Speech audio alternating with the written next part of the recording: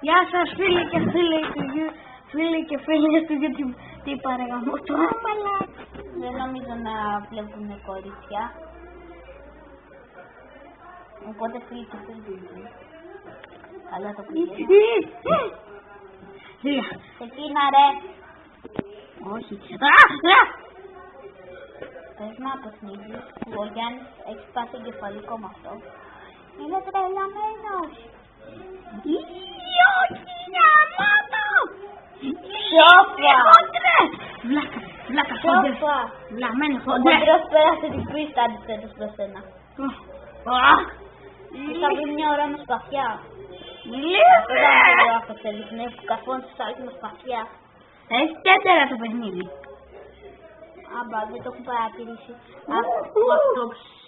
Φάε το πόδι μου. Από αυτό το κομμένο πόδι. Κάνε άκρη να περάσω.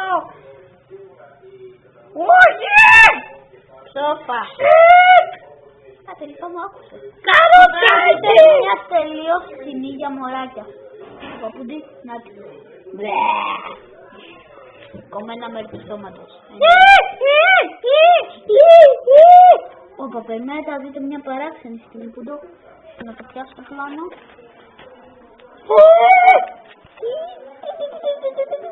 Του καρφώθηκε και έχει τώρα και ουρά. Στη μύτη. Ναι, στη μύτη. Πώς στη μύτη. Στα αυτιά. Στα γιαούρτ.